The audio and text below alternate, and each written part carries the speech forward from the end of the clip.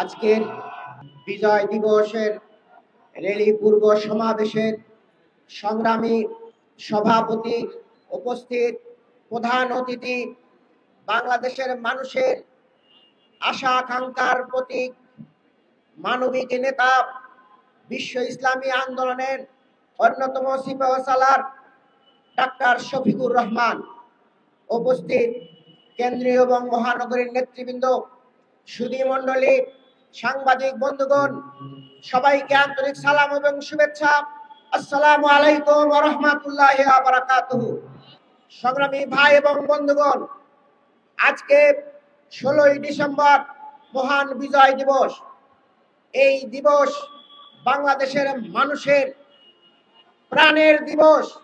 এই দিবসে বাংলাদেশের মানুষ প্রাণ খুলে কথা বলবে এবং সেই যে অনুভূতি ব্যক্ত করার, এই অনুভূতি ব্যক্ত করতে আমরা দীর্ঘ 16.5 বছর পারি নাই। আমাদেরকে চাপিয়ে রাখা হয়েছিল।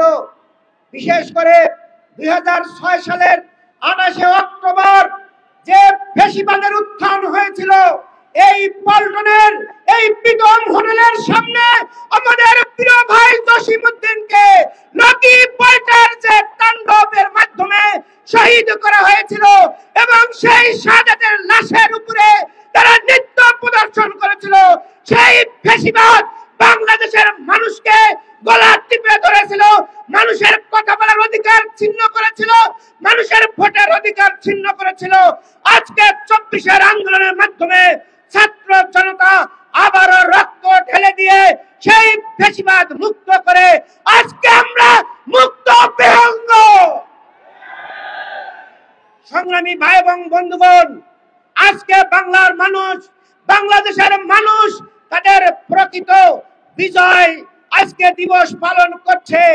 আমরা আজকের এই লাখো জনতার সমাবেশ থেকে বলতে চাই, ওই যে ফ্যাসিবাদ যারা পালিয়ে ভারতে গিয়েছেন, তারা আর যেন বাংলাদেশে এসে তাদের ষড়যন্ত্র করতে না পারে। এই জন্য সবাইকে ঐক্যবদ্ধ থাকতে হবে। জাতীয় ঐক্য গঠন করার মাধ্যমে ফ্যাসিবাদের সকল আস্তানাকে আমাদের ধ্বংস করতে হবে। আমরা এই দেশে একটি মানবিক বাংলাদেশ গড়তে চাই।